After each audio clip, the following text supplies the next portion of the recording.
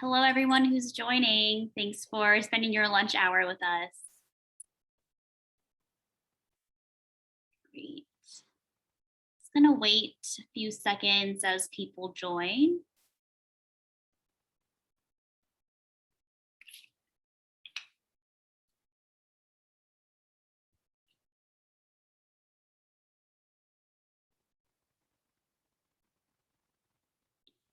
Perfect. All right. Looks like we have about 40 folks in the room. So let's go ahead and get started on our presentation today.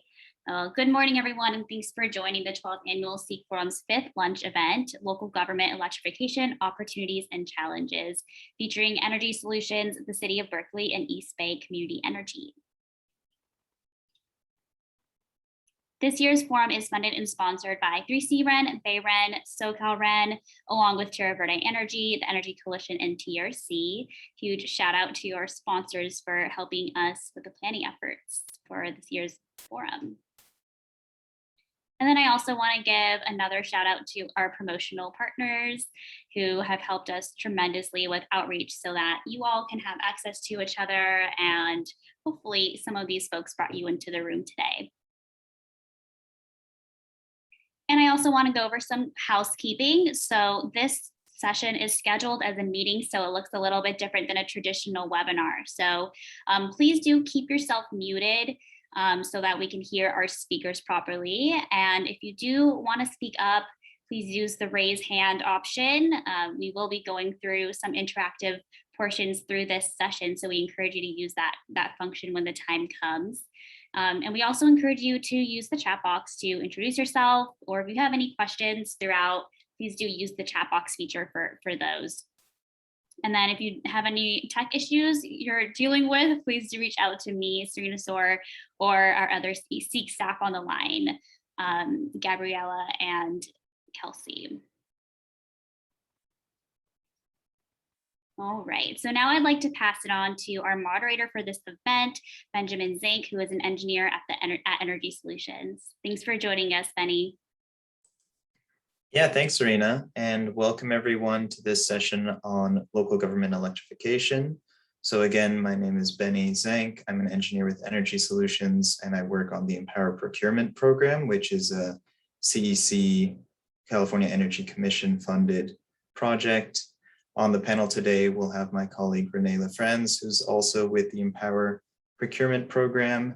And then we'll also be hearing from Marna and Jesse, Marna with the City of Berkeley Sustainability Office and Jesse with East Bay Community Energy. And they'll be highlighting some of the amazing work they've been doing on electrification and renewable energy procurement. And yeah, we'll move right along, and we have just a few questions for our participants. We'd love to hear where you're coming from, what you're interested in learning in this session. So if we could pull up those questions and just take a few minutes to read through here, and please fill out. We have 4 very quick questions just to get a little more of a sense of who our audience is and what you're trying to get out of this session. And we'll just spend sort of a few minutes on this.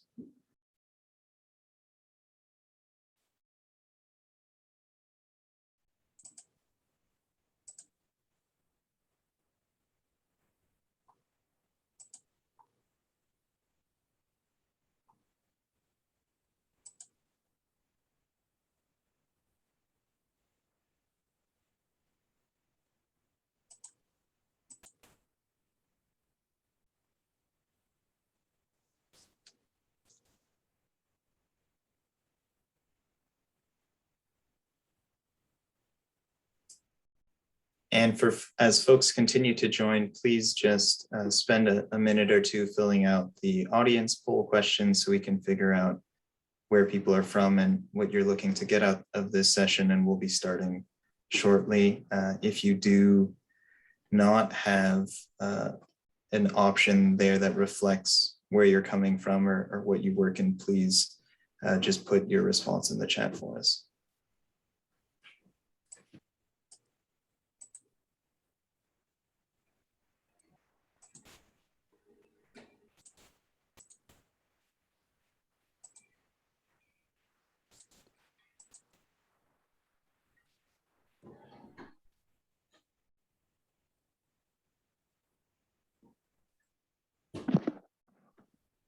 We are at 80% response, Benny, just so you know. Great, I think that's quite good. So then maybe we can just share the results of the poll. So it looks like we've got a pretty good mix across California, and then a lot of folks from sustainability offices, and then not working in local government, it seems, as well. And then it looks like almost everyone has some familiarity with electrification, which is great, and looking for information and resources and connections. Pretty good mix across all that. So that's great. We'll look forward to working with you all through this session and also subsequent ones, hopefully. So maybe we can just go through the agenda briefly, let folks know what they're in for, and then I'll hand it off to our panel. So again, welcome everybody. My name is Benny Zank. I'm an engineer with Energy Solutions, and I work on the Empower Procurement Program with my colleague Renee LaFrance, who will be our first presenter. We also have Marna Schwartz from the City of Berkeley and Jesse Denver from East Bay Community Energy, and we'll be highlighting some of the great work that they've been doing on electrification. From there, we'll have a few moderated questions from myself, and then we'll open it up from participants to ask questions to the panel. And from there, we have an interactive whiteboarding sessions with a few questions for the audience to respond to, and then we'll just wrap up and close out. And appreciate you all for taking the time to be here on your lunch hour. So without further ado, I think we'll start the panel discussion, and I'll hand it over to Renee. Thanks, Benny, and hello, everyone. What a robust attendance today. Agreed. Thank you for spending your lunch hour or lunch 90 minutes with us. So we are here today to discuss electrification. So if you're here for the Electronica concert, that's the evening session tonight.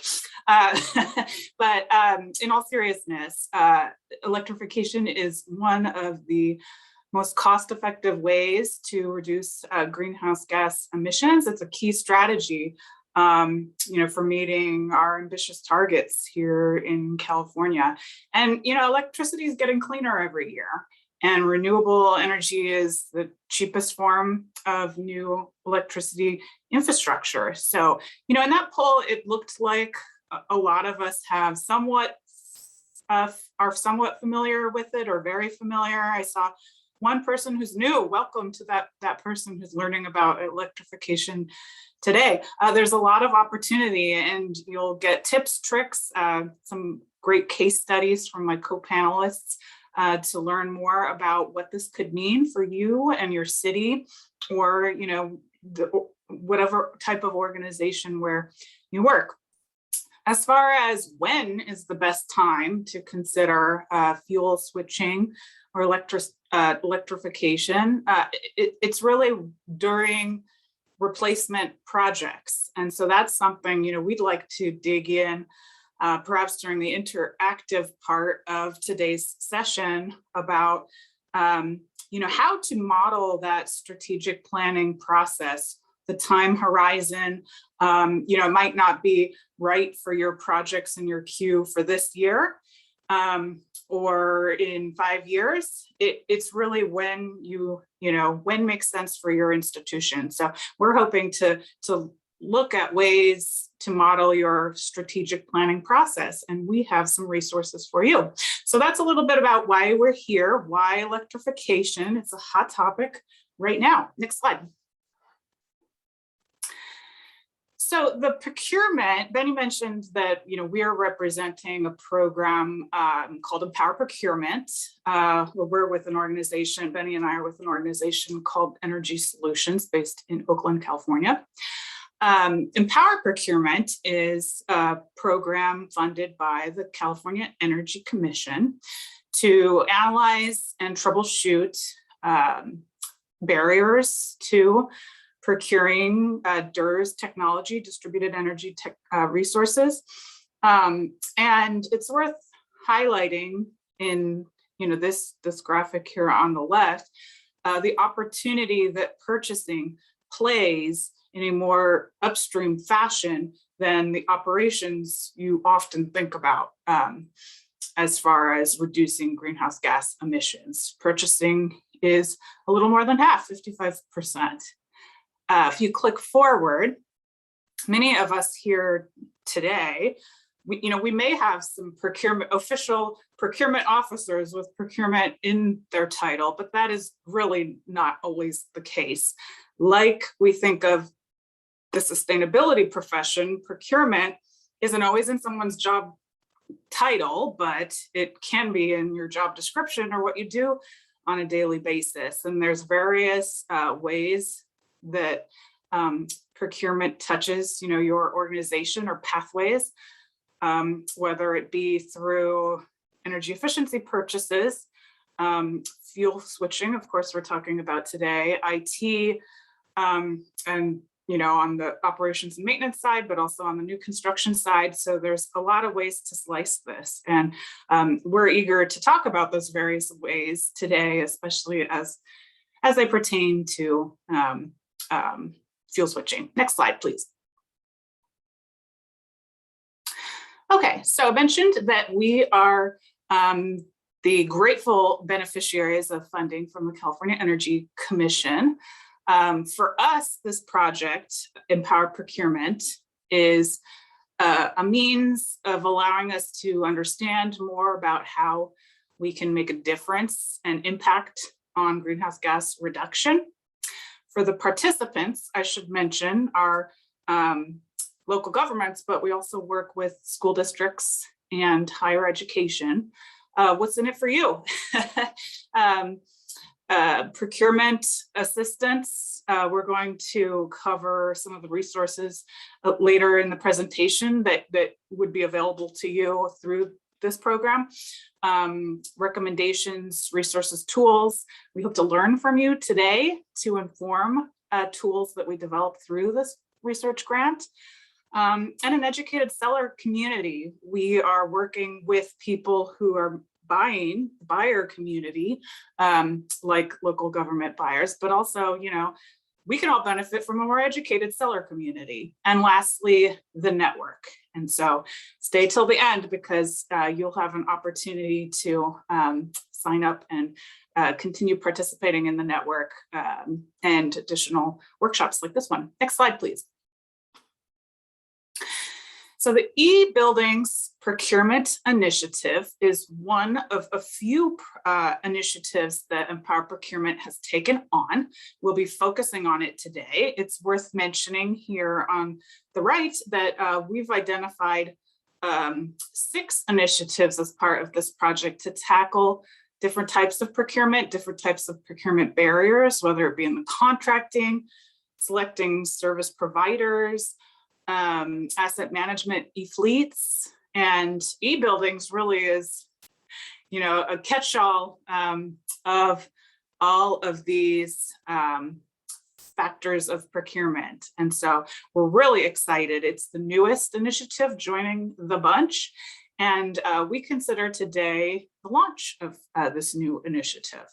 We want to help you access energy efficient products, service contractors, specifications, and quick plug for empowerprocurement.com, because as we develop resources through this grant, we're posting them on our website, and new approaches to procurement operations and trainings.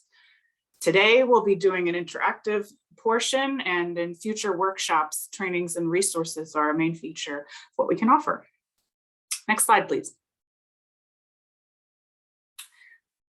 Okay, so I mentioned the benefits of the project as a whole, but today, and as we soon transition to my other esteemed panelists for some best practice sharing, what are some benefits relating to the e-Buildings Procurement Initiative, that's what PI stands for, and for electrification in particular. So what we're hoping to do as we launch this initiative today is build a collaborative network with you all, 88 participants strong, to bolster your communication with each other, sharing of the challenges and successes, and opportunities for sharing notes, comparing notes with one another, what's worked, maybe even aligning your strategic planning processes with other municipalities near you, or at least others in the state. There's power in numbers for sure. We're up to 89, just as I in the last minute here, and identifying the challenges. We want, share them today. We want to stay in touch with you to learn about those challenges so that we can use this grant in hand, free resources to you to develop strategic planning help and other training resources for you, and to track these best practices so that we can develop an impact analysis of how strategic planning like this is impacting the state's goals. So we have a lofty road ahead, but we're in this together, and really looking forward to working with you today and in the future. So Benny, back to you. Great, thanks Renee for that overview of the e-buildings initiative. And then we're gonna go to Marna Schwartz from the city of Berkeley. So Berkeley has done a lot of amazing work in electrification. They're not part of the Empower Procurement Program, but we really wanted to highlight them as a jurisdiction that's been really out in front here. Thanks. I'm Marna Schwartz, and as Benny mentioned, I work for the City of Berkeley in the Office of Energy and Sustainable Development. And I'm going to be speaking today from a local government perspective about some of Berkeley's recent municipal retrofits and current electrification projects, in part one that we are coordinating with East Bay Community Energy in partnership, which is our local electricity provider, on a joint procurement project for solar plus storage. Next slide, please. So Berkeley has been in the climate movement for a long time. We passed our climate action plan back in 2009, and we were one of the first 100 resilient cities in the world to pass a resilience strategy. But like all of the local governments on this call, every day for us is a new day thinking through how to tackle climate change aggressively and equitably, and how to ensure that our communities are well equipped for the ensuing climate chaos that we're all experiencing and will in the future as well. But in Berkeley, we're often pushed to be out in front of other entities around enacting new environmental climate policies, whether it's being one of the first cities to establish curbside recycling back in 1977, which predates me, or banning styrofoam back in 1988, or much more recently in 2019, prohibiting natural gas in our new construction, in our new buildings. And while being out in front has a lot of accolades and a lot of pats on the back, it also means that we learn a lot about the challenges and intricacies of implementing climate action. Next slide, please. Berkeley has a very engaged and passionate community and council. And they like to be first, as I mentioned. So while we're relatively small with 10.4 square miles and 122,000 people, most of those people have an opinion about how we should be tackling climate change. And so we get to be in the front a lot. And so recently, our council and the community have added to our ambitious climate action plan goals through initiatives such as a resolution for Berkeley to become a fossil fuel-free city and to equitably electrify all of our existing buildings, as well as a Vision 2050 plan, which examines how we can meet the serious challenges to our existing infrastructure, our municipal infrastructure, to create a more sustainable community. Next slide, please. And I'm going to dig a little deeper into the Vision 2050 as it focuses specifically on the municipal infrastructure needs rather than some of our other community-wide efforts. And Berkeley's an aging city, and its infrastructure faces the challenges that some of the other younger cities do not. The Vision 2050 report examines infrastructure systems, including those above, at the ground level, and below our streets. And infrastructure in Berkeley needs have well exceeded the available funds to maintain the status quo, let alone to modernize them for future needs. For example, Berkeley streets need repaving. In a recent audit report, they found that Berkeley streets are some of the worst streets in the entire Bay Area. But beyond just repaving, we need to start thinking about how we decommission the natural gas infrastructure that lies beneath the street, how we add fiber at the same time, how we make permeable paving on top of the streets, how we add more bike lanes, and then ultimately how we ensure that the city buildings that align the streets are seismically safe and all electric. And as the city staff on this call know, that infrastructure improvements are long-lived investments with long-term funding needs and sources. Next slide, please. So Berkeley has an extensive portfolio of assets and infrastructure, including 95 public buildings, 380 miles of sewer pipes, 52 parks, and 2 pools. And maintaining these assets is costly and requires significant resources and constant attention. To meet these needs, Vision 2050 stated that the city must double its annual capital spending over the next decade to about 80 million per year. Next slide, please. To date, our local community has been very supportive of bond funding, and we've been able to upgrade some of our facilities using that funding. And I'm going to go through a couple of our recent upgrades as case studies. So this is our Center Street garage. Despite it being a garage, it's one of the greenest buildings in our city. It has 37 EV charging stations. It has solar on the roof, and it has a stormwater system and rainwater catchment system, and it has bike valet parking in the bottom. Next slide, please. Another project to note is our West Berkeley Library branch. It's a ZNE building, a zero net energy building, and it was the first ZNE public library in California and one of the first publicly funded ZNE municipal buildings in California. It was completed in late 2013, and it produces a lot more energy than it actually consumes. So we were able to add an EV charging parking space out front to use some of the extra generation.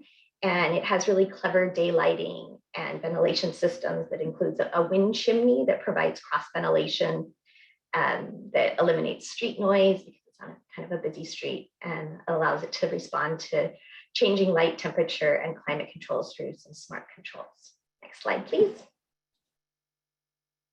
So this image is our North Berkeley Senior Center when it was first getting a little under demolished. Getting retrofitted back in 2019. It's almost done now. And as part of our electrification goals, many of the appliances in this building have been switched out to be all electric. And they're going to all run on 100% clean power from EBCE, our local electricity provider. And what's interesting about this project is this facility serves lunches to seniors and had a steam buffet table. And one of the things that was challenging to procure and locate was equipment to change out that from being a gas-powered appliance to an electric one. Ultimately, staff was able to find one that is an electric dry well that provides the same benefits and is all electric. So we found that though beyond funding just these buildings, one of the challenges of electrifying existing buildings is finding the right equipment and the contractors that know about the equipment and integrating them into the existing building shell and systems. And we ultimately see energy resilience as part of the electrification strategy, especially with our critical municipal facilities. They serve multiple functions in the case of an emergency, and they really need to be able to be online at all times, even when there's power outages. And as we switch more and more of our buildings to all electric, we really need to think about the redundancy of backup power when we no longer have any redundancy of natural gas. And we originally had started thinking through energy assurance with a grant from the CEC to do a microgrid feasibility analysis back in 2016. And we looked at trying to connect some of our critical municipal facilities together in downtown Berkeley with a fully connected microgrid. And ultimately, we decided that that was too expensive and there was a lot of regulatory hurdles around that. So we looked into solar plus storage at individual facilities that could island themselves individually, but would not be all connected together. And so the City of Berkeley is now partnering with our local community choice energy provider, East Bay Community Energy, to assess which of our critical municipal facilities in Berkeley would be good candidates for solar plus storage.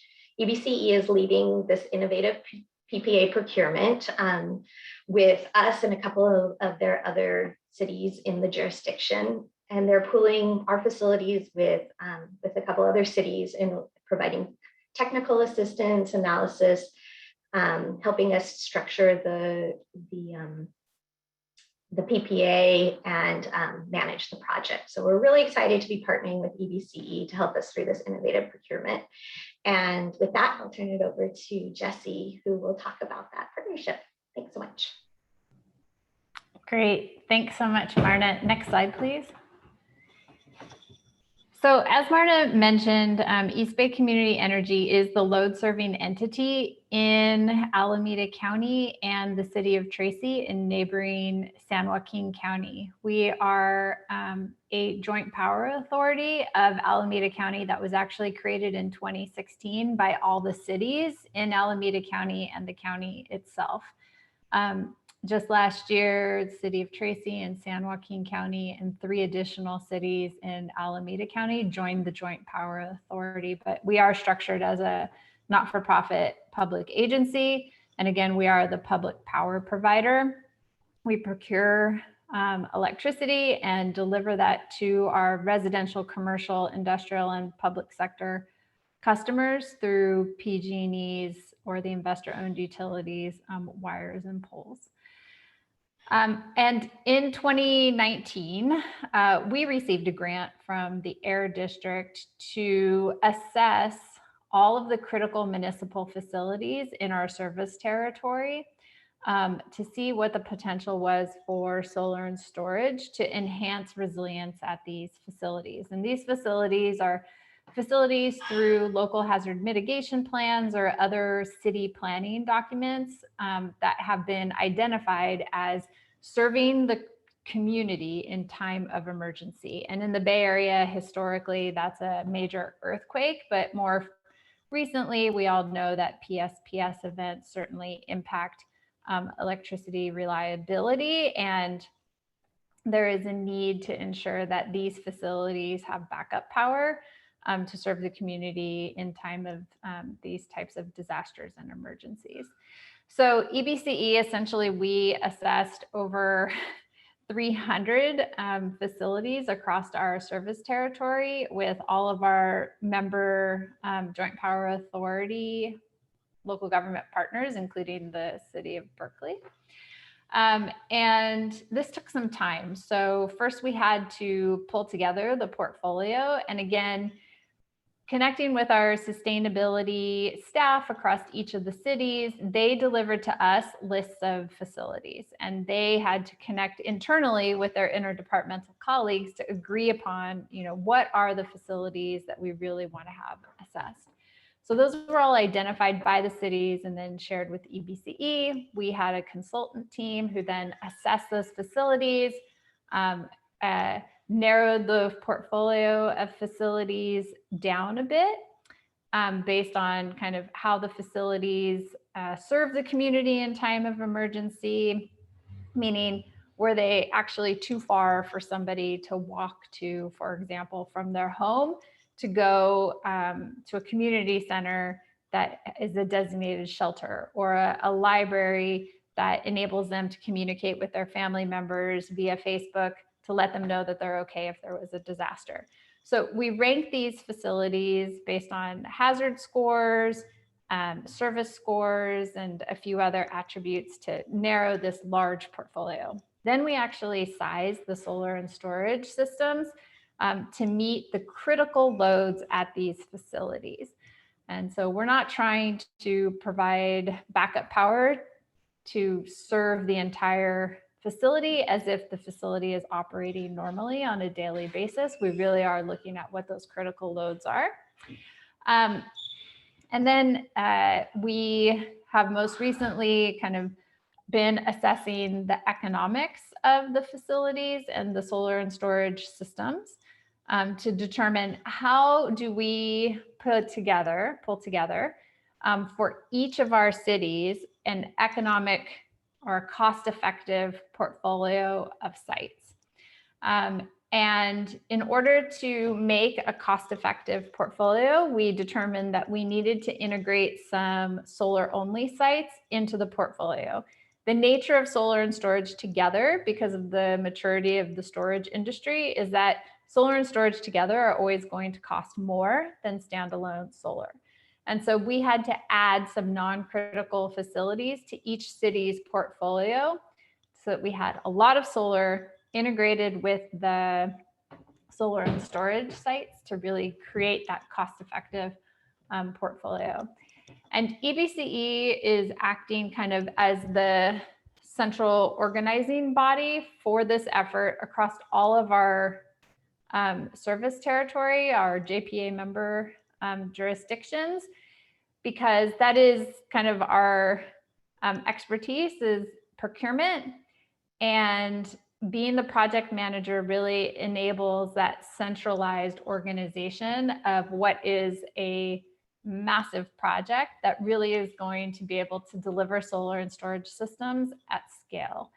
And our cities are benefiting in that they can leverage EBCE and our staff's extensive experience in this sector. It also helps the cities avoid really complicated process delays and streamlines the whole project process itself. Again, because city staff are busy, trying to coordinate across multiple city staff in different departments is complicated and takes time. And if there's one entity that can really kind of organize all those pieces and keep things moving forward, we found that that's been very helpful in expediting this process. And then again, we're really trying to figure out how we develop a cost-effective project portfolio for each city. And a key component of that is de-risking the portfolio for industry vendors who are eventually going to bid on an RFP for a power purchase agreement. And that's going to help deliver better PPA pricing from developers in the future. And I'll get into that a bit more. Next slide, please. So when I noted that we eliminated some sites from the original portfolio, I mean, these are things that everyone's going to need to look at. You know, there are certain facilities that just have really complex roof configurations or site attributes. For example, clay tile roofs, if a city doesn't have funding to completely replace a roof to have a different roofing material that really makes solar even feasible, you know, then that's something that ends up being a barrier. And you might either need to move that facility to a future round of procurement, like we're doing with the city of Berkeley, or just eliminate the site altogether from consideration, because you really just need at a basic level to have enough room to have solar on your facility to be able to provide backup power to the storage, and or you need to make sure that the roofing material themselves is conducive to installing solar.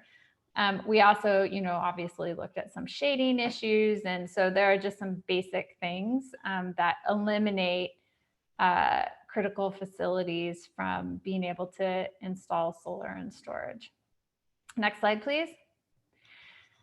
So when I noted de-risking the portfolio for developers, we had issued an RFI, a request for information from the developer community, and we asked them, you know, hey, we're putting together this big project. We're going to install solar and storage on these sites.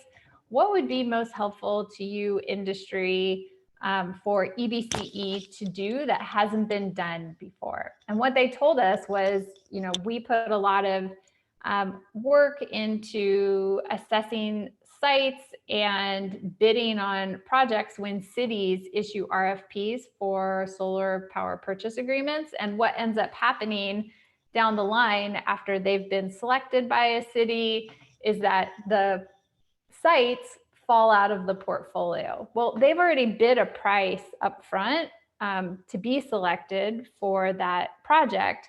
But when the projects fall out because now they're on site and they see that there are major structural issues with the roof, or there's not enough electrical capacity and the city needs to pay for an upgrade, that means that upfront they need to bid in a higher PPA price to account for downstream potential risks where projects could fall out of the portfolio and they don't actually have as big of a portfolio as they thought they might. So EBCE has put money into hiring independent engineers up front so that we can go to these sites that we've sized solar and storage for and double check our work.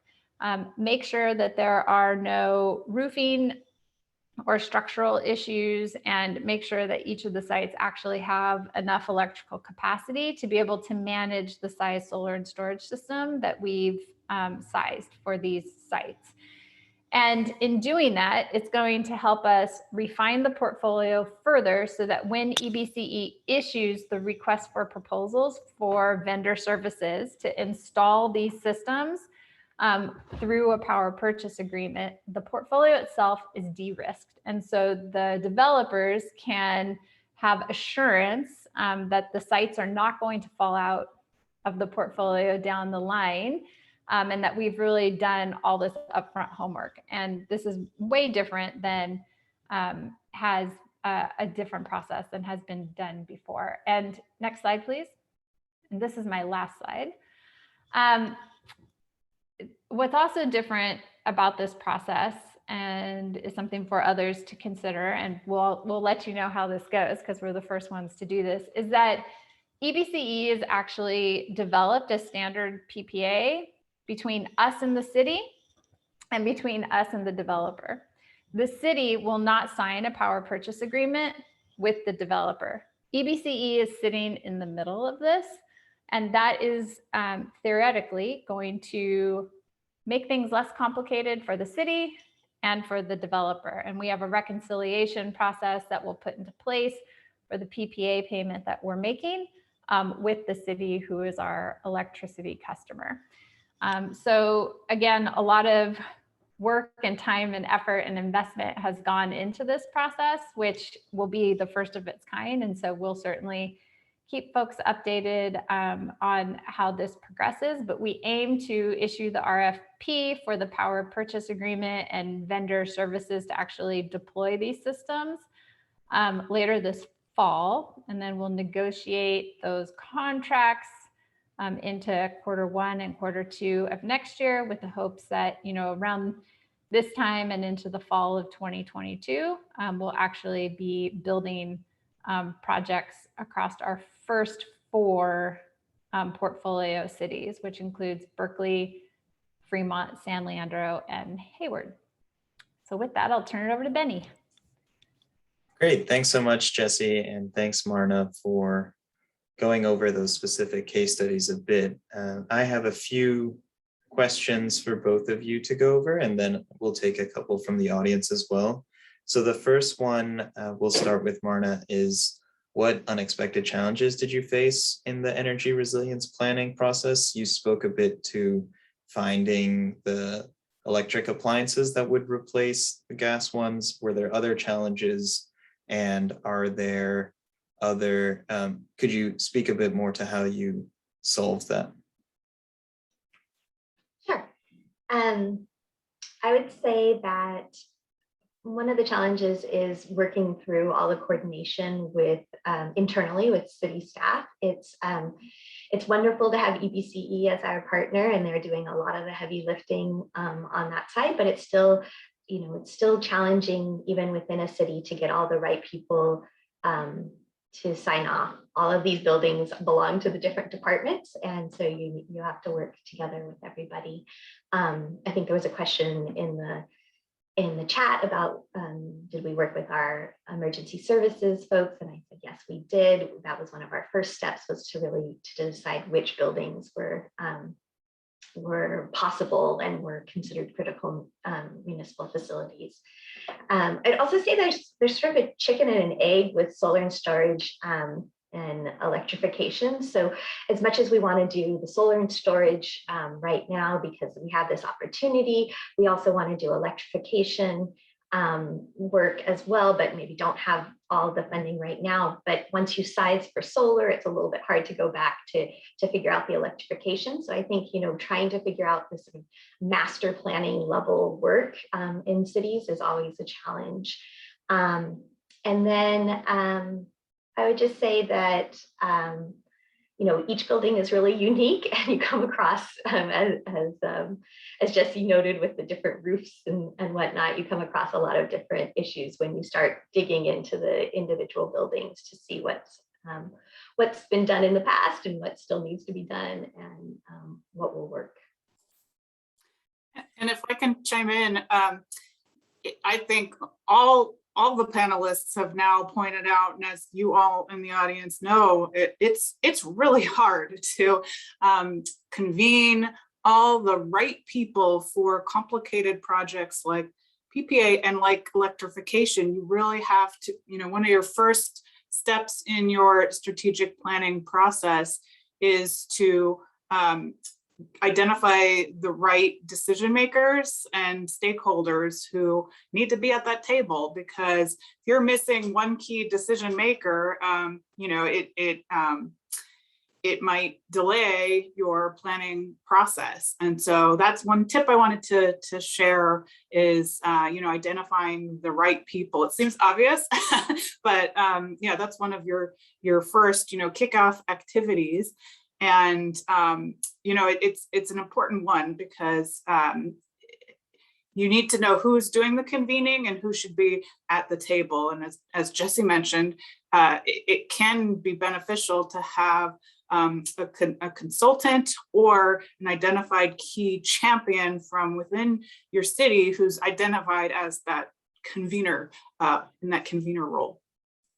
Yeah, thanks for adding that, Renee. And I think we'll just jump to the second question for you, Jesse. How did this pooled PPA idea come about? And is there opportunities either for other CCAs or other regional formations to replicate this sort of effort and maybe go further as well? Sure. There have been a number of regional procurement efforts for solar across cities and different regions for the last decade. And I've been engaged in those through my various positions, formerly with the city of San Jose and with the city and county of San Francisco. And, over time, we've learned what works and what doesn't work. And what we've seen is these barriers for cities where they don't have staff bandwidth, they don't have funding to hire consultants to do all the various assessment components associated with the project, especially projects at the scale. And that a centralized convener like a CCA can really fill a role to help meet the gaps in bandwidth that our city partners have. As a load serving entity, we also have funding to be able to help the cities do this kind of work. And that means that, this process that EBCE has been implementing since kind of late 2019, it has taken time. And I think that's important, because slowing down to go faster in the end is going to enable us to create a replicable process for our other CCA partners across the state, so that they can then, work with their local government partners on similar types of projects. Perfect, thanks. And then want to follow up with the question from Neil Mutaka, which is, In this project, are you also thinking to look at price quotes from aggregators such as Spur Reap? And how does that fit into this at all, if it does? Everyone will be able to, submit a proposal or bid on the power purchase agreement RFP. So that's an open public procurement process. So I can't say, who that selected vendor or vendors will end up being. We are not leveraging existing processes like REAP and kind of the pre-negotiated pricing that has happened through that legacy effort for this. We are looking for responses to the RFP from vendors who are giving us up-to-date pricing associated with this new kind of set of sites and the portfolio. Perfect, thanks. And then maybe back to Marna, and Renee might have some thoughts on this as well. So who are the key decision makers, both within local government for these sort of energy resiliency efforts, and then outside of local government as well? And then maybe we can roll number 4 into that. What are some of the concerns that have been raised throughout these processes? Start. I noted we have a very engaged citizenry and council. So, we have a lot of people who are watching what we do, and they see the city as a leader in taking first steps on things like energy assurance and electrification. And so, we can't expect our community to become all electric if we haven't tried it out on our own buildings. So I think we feel strongly about that.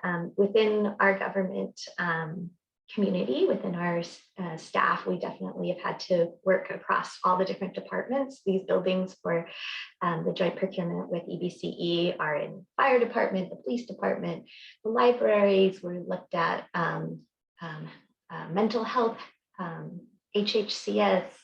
We looked across a lot of public work. So we've looked at a lot of different buildings, and ultimately we're working with both, department heads and city leadership, as well as the maintenance and facilities staff, to talk about what is this going to look like? How is this going to work? What is the history of this building? In terms of the concerns, costs are always, the first and foremost concern of most people. Making sure that these, particularly for the energy assurance work, that it does provide the resilience benefits that we say. So if we take, as we electrify our buildings, if we take off natural gas, if we in the future at some point don't have diesel generators, are these batteries really going to hold up the building and provide the services that the community needs? It's more challenging to take away things than it is to add things. And people are very comfortable with solar, but they're also really comfortable with the diesel generators as well, which we have. But I think this project, among others, has really allowed us to talk about resilience with a lot of folks, and start that conversation and move it beyond just the current budget cycle of what needs to be fixed today into sort of more long-term planning. In fact, our public works department, in part because of this project and some of our EV charging infrastructure work that we're trying to do, has taken on doing a master planning project at the courtyard to really think through, what is this whole facility going to look like? What are all the upcoming projects, rather than these sort of one-off projects? And so I think that's a good move for the city, and a change of how we've done things in the past. That's great to hear. Yeah, Renee, did you want to add anything to that? Yeah, I'll chime in that what I meant, as I already mentioned, convening a multidisciplinary, multi-departmental group is challenging. So, one suggestion for the person to identify the people for the room is, your facilities director or energy manager, and as it relates to their chapter or section of your master plan for your city. Is electrification addressed in that master plan? If it's not, perhaps do some preliminary spitballing, back of the envelope, calculating. These are things that we hope to cover in the resources that we develop with Empower Procurement, so that, there's an idea of the impacts and the, planning strategy and this list of, people you would want in your room. So facilities is an obvious home for the convener of electrification planning, but you're going to want your environmental health and safety folks, procurement officers, of course, because there is a procurement element, as we've hammered home in our presentations. So, central business office, in addition to facilities, public works, health and safety, city manager, those kind of likely candidates. And, they'll all have their own concerns based on which department they're from. And so, let's not underestimate the first few meetings getting all those concerns out on the table.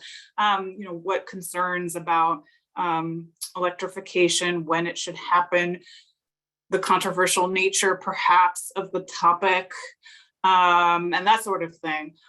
So, we want to, you in attending today might have some of those concerns. And so as a spoiler alert of the next session, the next part of the session, we want to hear about those concerns you have so that we can keep track of those, because those are concerns that might come up when you start your strategic planning process at your own municipality. So keeping track of those concerns, and then also the great potential there can be for electrification planning. Just to sort of give Renee's point to it in a story. So it's easy to get people behind solar. So far, that's been our assessment. But when we went to the fire department, it was a little harder to talk to them about induction cooktop stoves, when that meant taking away their, Wolf gas burners. And so I think you also have to think about, the hearts and minds of people and what they're interested in and what works, and then really do a lot of education about benefits. And so, in the fire department, air quality is a really big issue because they're fighting fires and breathing a lot of smoke. So I think that's perhaps our in, and hopefully some demonstration projects with induction stoves and fancy chefs. But I think knowing that people are part of the process of electrification, it's not just equipment and purchasing and financing. And I'd add that at a basic first step is, if you don't have a portfolio of sites, like for energy resilient municipal facilities, like if you have a list, if you don't have that list of critical facilities that are agreed upon across multiple departments, like that in and of itself is the first step, is to bring together your public works department head with their main staff, with other department heads that are key, and come together to agree what that list of facilities are. Because no matter how many times throughout a multi-year process you meet to talk about these sites, someone else will come in at some point in time and kind of shake things up and say, well, actually, there's this issue with this site, and nobody else knew about that issue with that site, and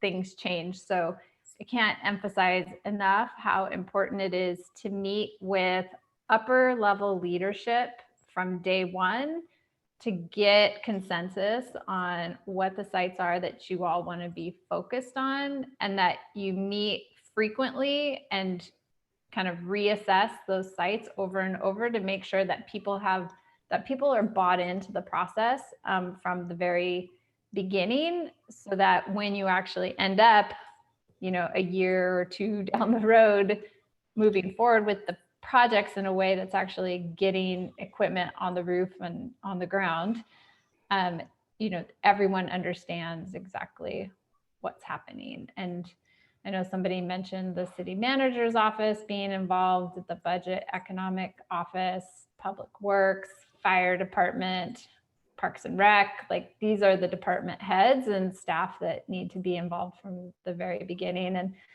one of the other things I'll address just around procurement and really trying to streamline procurement and keeping things as least complicated as possible. The city of Berkeley, along with other cities, there are other types of facilities that are not necessarily under a city's jurisdiction that fit within critical facilities. So schools are a good example of that.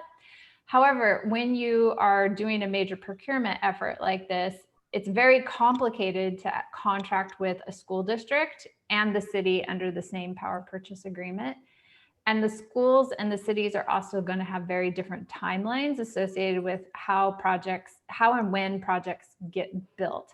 So for example, East Bay Community Energy being a joint power authority and the cities being members of the joint power authority, it makes it simple for the cities to leverage EBCE's procurement process and to be able to sign the power purchase agreement with East Bay Community Energy, and East Bay Community Energy being able to sign it with the vendors for these systems that are going on the city's assets. School districts are not members of the Joint Power Authority, and so that in and of itself is a barrier. School districts also have a different kind of process with regards to approval of solar systems on school facilities through the state architecture's office. So I would say that, thinking through what other critical facilities are within your community and trying to really streamline that you put those in buckets, because having crossover,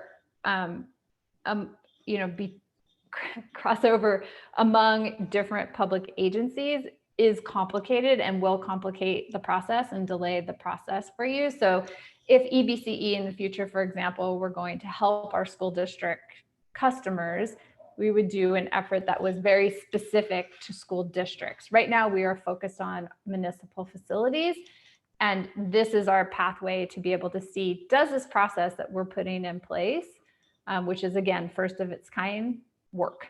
And if it works, then that'll enable us to potentially run faster in the coming years with other types of customers that we have. Perfect. Thanks, Jesse. And thanks for answering those questions, everyone. We're going to move on to the more interactive portion of the session, but I think we'll let Jesse and Marna continue to answer questions in the chat if people have them. And in the meantime, I will move us along to get some responses from all of you who are here. So I'm going to put a link in the chat, which is our mural board. So give me 1 second.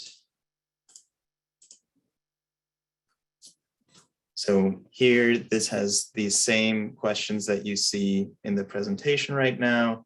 And what we're asking is for participants to respond to these questions in the mural board, and I'll just share how that works exactly. So here's the board where we all are, and what you can do as people are joining, you just go to your little icon, and I say, don't show me cursors because it can get a little overwhelming. And then if you have a mouse, you can just roll the little wheel to zoom in and out. You can also click around in the panel on the right side. If you're on a laptop with a trackpad, you can change to a trackpad mode by clicking this little hand. And then what you can do to zoom in on each question, you can click here this outline feature. This has each question here, so you can click on it. It takes you right to that question or down to this question as you prefer. And we're just asking people to put a little sticky note to each of these questions.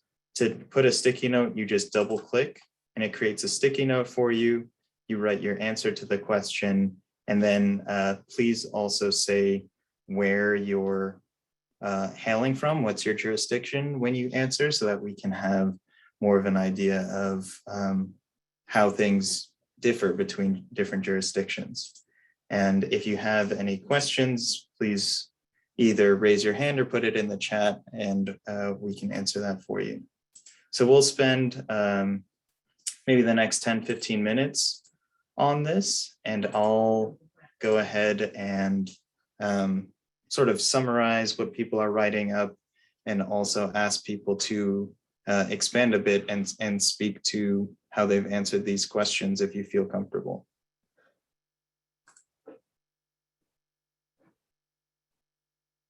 So we can see there are certainly a few places. Cost effectiveness is an issue when it comes to electrification. That's certainly something we heard during the presentation. Curious to hear from this participant which jurisdiction they're coming from and where that's becoming an issue, and what resources could help justify cost effectiveness more. And you can see if you click this little box over here, here are the different types of sticky notes you can also put in if you don't want to double click. There's a big yes, that's great.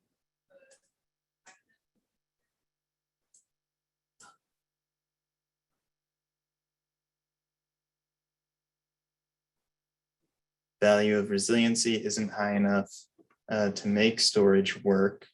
Yeah, I'd love to hear more about that, because one of the great things about storage is that you also have the ability not just to use it for resiliency, but also for daily use. But is that something that's still not penciling out?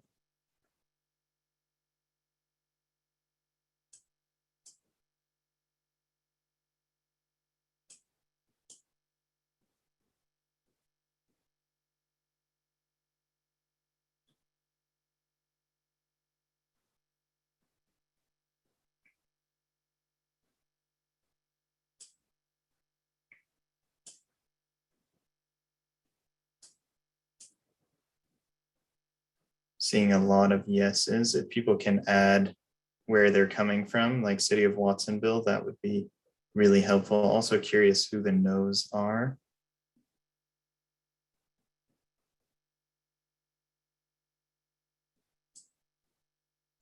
Housing more of a priority than residential seems to be more of a priority than municipal facilities. That's certainly understandable. I think, to Marna's point, the municipal facilities are a place where things can get worked out a bit, and where you can trial different aspects of electrification, so that can be helpful. But multifamily housing is certainly a focus, especially with indoor air quality concerns as well.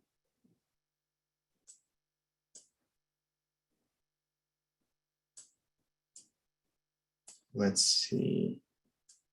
And then certainly for people coming from local government, would love to hear sort of the age of the equipment in your municipal buildings. Is it something that could be replaced soon? Have there been replacements recently? What is the opportunity there for fuel switching and electrification? And you, Yeah, and I'll say for that, I guess the last two questions really, we want to hear from you about the time horizon of your project planning, and what's the comfort level you're hearing, ear to the ground of electrification, whether it be from city staff or constituent, city residents. Because your planning process will look different if you have to get through that concern hurdle versus a city maybe like Marna's, Berkeley, who's ready to go pro electrification. So, tailoring your planning process to, where your city is key for sure. And this is Jessie. I'll just add, because I see a few post-its on here around kind of cost. And I think one thing to consider for everyone on the line is really, rather than focusing on cost savings, which has been what the solar industry is focused on, for the last 15 years, and the cost savings that these systems can bring to an agency, is really reframing that to make sure that when you're deploying solar and storage to increase resilience, just knowing that the solar industry isn't at price parity yet, and it's going to be more expensive to do solar and storage, regardless of time of use and how you leverage that for demand charges and all the other kind of points that I think Benny was getting at, is how do you make the portfolio of projects for a certain city not more expensive than what the status quo is? That's really what you're trying to get at, because you want to be able to deliver resilience. And so if you're able to do that across the project portfolio in a way that's cost effective and doesn't cost the city any more money than they're currently spending, I think that's the key, rather than focusing on cost savings. And that's why EBCE, in each of our portfolios for each of the cities, we've added some solar only sites in, so that we can make the overall project portfolio of sites for each city cost effective per procurement code. And I think that's really what the focus should shift to, rather than how do you save money by deploying these systems? Because on some of them, you're not going to save money at all. Like a fire station that needs only like a 7 kW solar array with storage is going to be expensive, right? That's essentially like a residential system. It's not commercial in the same way that, installing a large solar array in a parking lot at a city hall is going to be. And so getting pricing from the vendor community on those different kinds of sites, but as one portfolio of projects, is what we're really aiming for, and to try to get the best pricing possible that applies to all of those sites. Hopefully that made sense. I absolutely agree. I want to chime in about that first cost issue that we all know so well. As part of Empower Procurement, we did some market research in the beginning of this project a few years ago now, but that is such a big barrier, and one that actually we'd like to hear from folks. A resource we had in mind for helping you all make the case for electrification is arming you with that impact analysis of if you are looping in on projects that are already in the queue and adding that fuel switch element to them. It's convenient because you're doing it in a fashion that's in line with projects already happening, but also we're giving you some of those stats to have in your back pocket about well, first cost is this, but here is the ultimate impact and project benefits, costed otherwise, safety, etc. So our idea was, our research team could give you some of those talking points. We could, you'd have in your back pocket to, if someone has a concern about first costs, here's some, talking points you could use. So what, would that be helpful to you? And what types of what other types of notes, talking points, impacts analysis would be helpful to you? We'd like to start developing those to help you. Yeah, and just to re-emphasize, would love to, it would be very helpful for us to have folks say where they're coming from in their sticky notes, just so that we can try to identify ways to continue collaborating and connecting.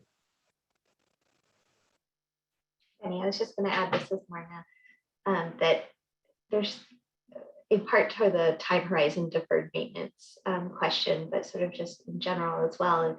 There's so much uncertainty as it relates to all of these projects. There's questions about what's going to happen with NEM. There's, on all the rates, there's changing technology, rebates come and go. And so to some degree, it's both mapping out what you need and what the uncertainties are. And then, I think just dipping your toe in and maybe calling it a pilot, but sometimes you just sort of have to see where things are at, because you're never going to know all of the X factors until you just start. Yeah, definitely. And for the folks coming from Encinitas, would love to hear more about the efforts happening there. I see there's a big meeting tomorrow at City Council. So if whoever wrote that feels comfortable speaking up about that process, would love to hear more.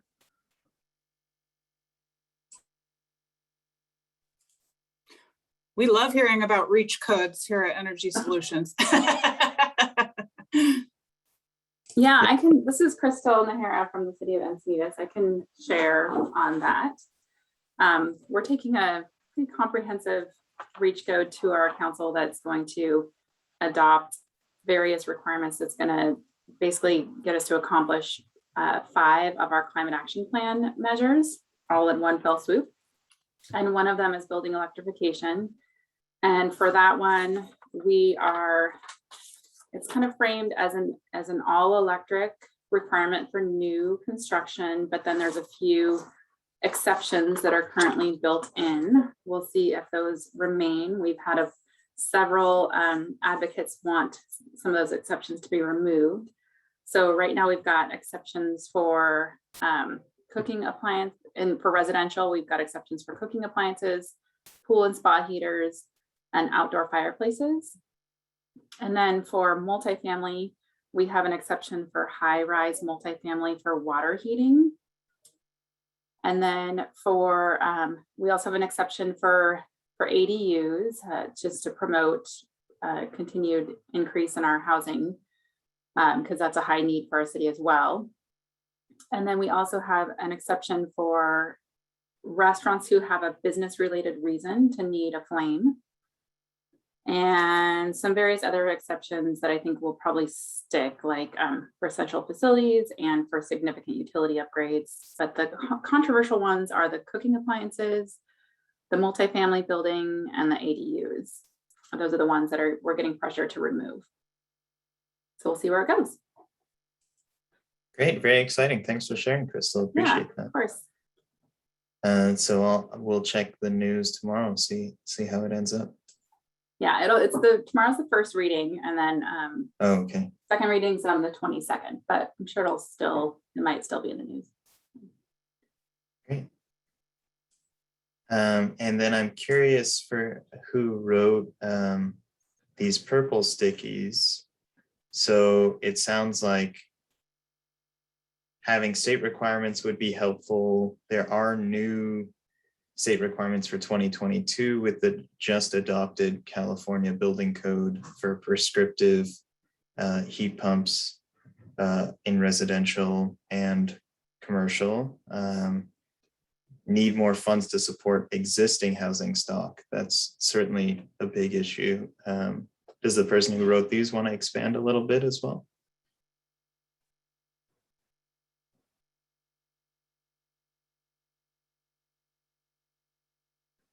And if not, that's fine too.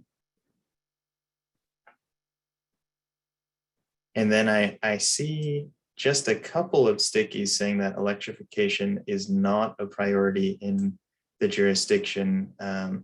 Now, is that because there are other things like energy efficiency and renewable energy that are at the top, or is it other barriers in the way of making it a priority?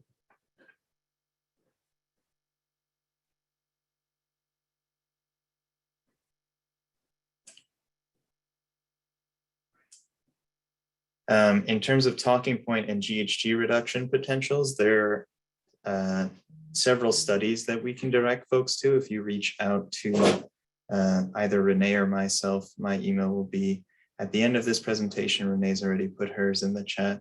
There are plenty of studies that we can point people to, and we can look into additional resources as well. But there's been quite a lot of research on how impactful fuel switching can be for energy reductions. We'll just spend a couple minutes wrapping this up, and then we'll close out. I know it's been quite a long session, so I appreciate people sticking with this. Do we know who at the meeting? Yeah, I'm curious to hear from whoever's with the City of Albany about the overhaul that happened 10 years ago. Does that feel like it's sort of made it so that municipal electrification is not going to be a focus in the short term? No, I don't think so. I don't know the specifics about it, but there was a lot of effort done upgrading on energy efficiency as far as just building envelope and lighting, and just making the facilities more attractive. And it was from the 60s, so it was time to do something. As far as electrification, I've talked with the sustainability coordinator, and they haven't even really started that. We have limited facilities. They're pretty small. I mean, there's a fire station, police station, city offices, and then there's the library community center. So it's not a huge amount of stuff. I think they had a new public works building that was done. I'm not sure where that is, but I've been trying. I appreciate the clarifications on working across different municipal entities, especially school district and city municipality. But we're so small, it seemed like there'd be an advantage to try to lump those together and do at least a power purchase agreement all at once. But again, the stovepiping is so extreme, they barely even talk to one another. So I'm kind of a go-between. But anyway, we'll probably be developing more of a plan. There's probably more focus on maybe fleet electrification and getting electric vehicle charging. But even that has taken years, and they've been trying to get 5 city charge stations in place, and even after 3 years it hasn't happened. So generally it's all because of funding, having to get grants, not being able to get them. I think in Albany probably 2/3 of our budget goes to fire and police, and so we only have a very little left for all the rest, which includes recreation, parks, public works, etc. So there isn't a whole lot to spend on sustainability. And hey, this is Jessie. I can jump in, Nick, and talk to some of the points that you just raised. So for everyone on the line who your jurisdiction, your local government agency is a member of a community choice aggregator, that is the benefit of the CCA, now that we're all launched and up and running as load serving entities, is that we can fund some of these local programs that historically cities haven't had the money to do. So for example, EBCE is funding municipal electrification fleet assessments for all of our JPA member communities. We have 6 underway currently, which includes the city of Albany.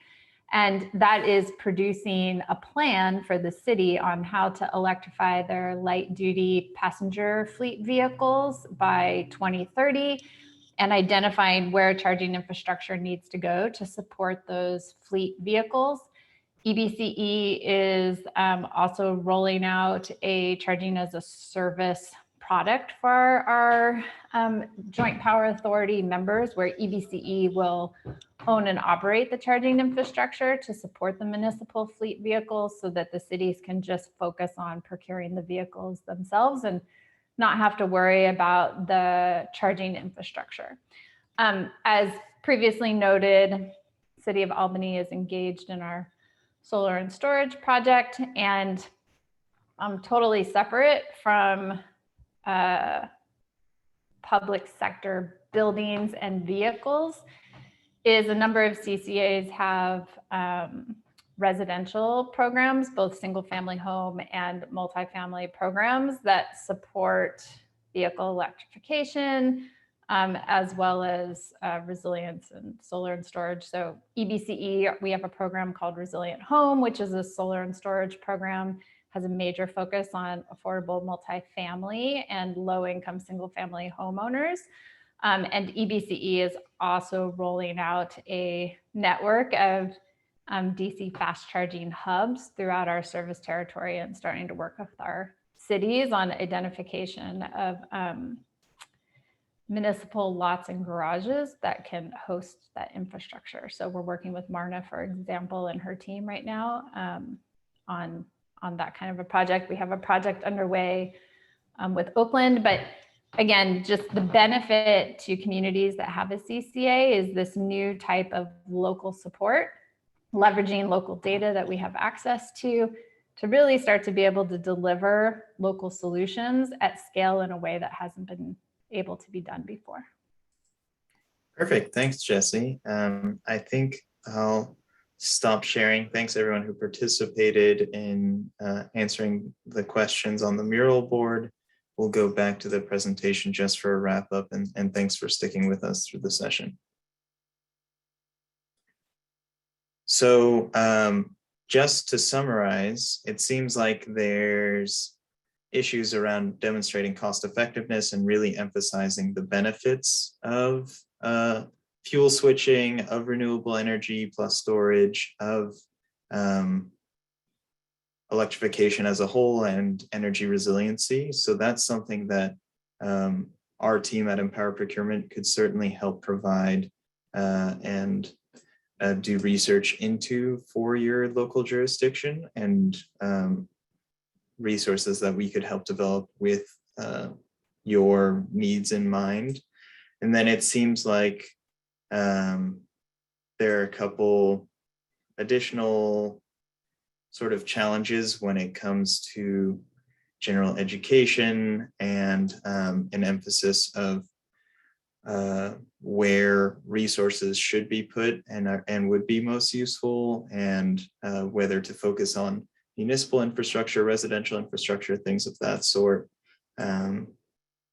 Yeah, and then just deferred maintenance is always a big one, and master planning for maintenance, like Marna brought up, is something that could be really useful and something that our program could help your jurisdiction develop. And then I'll just give it over to Renee to outline the follow-up opportunities. Thanks, Benny. Yeah, and thanks to all of you for giving us your lunch hour and for participation. That whiteboard activity was pretty cool to watch. Brainstorming and idea sharing in literal action. So one last plug for empowerprocurement.com. And also a shout out. So Energy Solutions is a key partner on this project. We're joined by the lead of the project, Prospect Silicon Valley. Doug Davenport has been a participant in this session. I don't know if he wants to do a wave, but we are lucky to partner with them, as well as the Lawrence Berkeley National Laboratory and the ZNE Alliance on this project, of course, with the Energy Commission. LGC, the conveners of this particular conference, also a partner on Empower Procurement. And so I know, this is an annual event put on by LGC, this particular conference, and in COVID times like these, it's has become rarer to be able to do idea sharing like this and to convene and learn. So we're lucky to have a conference like this. And I do want to invite you to keep the conversation going. We've teased this a few times, but our intent is to take all the great ideas and difficult challenges that have been shared today. I can't wait to dig into the sticky notes and digest those, and to offer a follow-up deep dive for you and to put together some ideas for working together, for building that network, for staying in touch and learning from one another. So stay tuned. We will be in touch about getting involved on the ground level of that network and participating in that deeper dive. In addition, mentioned Prospect Silicon Valley as the lead organization on Empower Procurement. They will be convening Peer Forum and Electrification Challenge. So if those sound interesting to you, we will also be including those in our follow-up email for resources that will become available. So we really, again, appreciate the opportunity to share a little bit about our program and to share the stage with Berkeley and East Bay Community Energy today, and all of you, and hope you stay in touch. And Benny, I'll pass it back to you.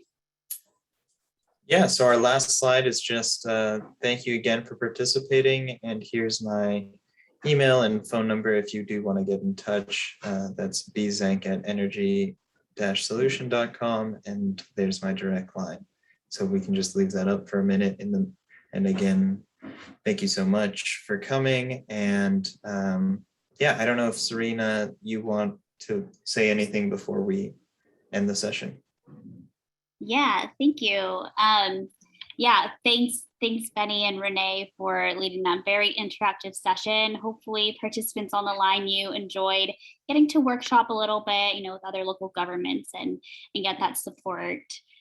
Definitely do, let us know how that was.